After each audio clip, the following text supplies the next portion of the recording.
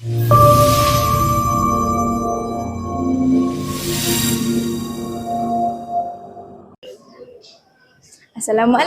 Hai. Hari ini Sekolah Menengah Kebangsaan Seri Kundang telah menjadi tuan rumah bagi pertandingan kawat kaki Kadet Remaja Sekolah dan Tunas Kadet Remaja Sekolah peringkat daerah Gombak 2025. Mari kita saksikan persaingan sengit antara sekolah-sekolah. Selagi ku bernyawa, ku perjuangkan segalanya keranamu, keranamu. Selagi ku bernyawa, ku pertahankan segalanya keranamu, keranamu.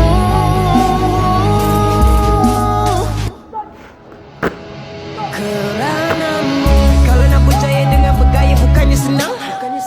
Tak sanggup tengok rakyat Malaysia tidak pernah tenang.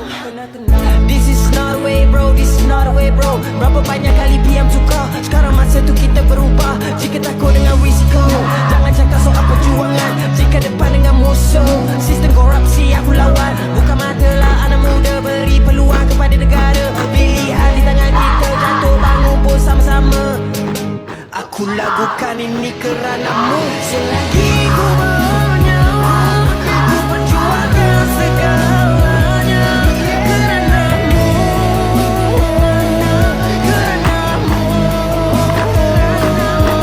Selagi ku bernyawa, ku pertahankan segalanya keranamu,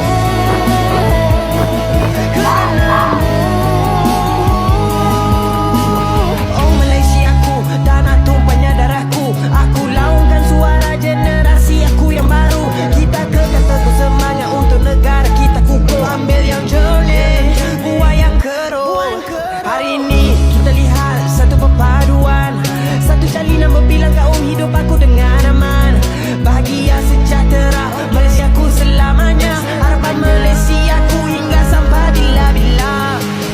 Aku lakukan ini keranamu. Selagi ku bernyawa, ku perjuangkan segalanya keranamu. Sekarang saya bersama dengan pelantun TQRS dari SKTM 2. Okey, apa perasaan awak lepas join kawat kaki tadi? Rasa bangga, gembira dengan bersyukur sebab dapat masuk pertandingan ni. Lagipun nanti tahun depan dah tingkatan 1 dah talih dengan darjah 5 dan darjah 6. Lepas tu darjah 5 nanti akan masuk darjah 6, diorang belajarlah cara untuk kawat asas penuh. Nanti mungkin budak ni 2 tahun depan dah darjah 6 dah. Okey, itu je. Okey. Terima kasih. Keranamu, berilah peluang kerajaan untuk membina. Mana cukup waktu buat satu-satu, jadikan dia maju. Bagi masa, give a chance, bring the changes. Bagi masa BMS buktikan semuamu. Selagi ku bernyawa, ku perjuangkan segalanya keranamu, keranamu.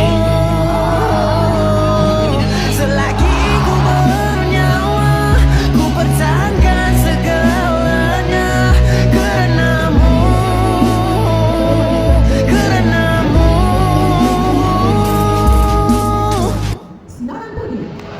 Keranamu, kalau nak berjaya dengan bergaya bukannya senang. Tak sanggup tengok rakyat Malaysia tidak pernah tenang. This is not a way bro, this is not a way bro. Berapa banyak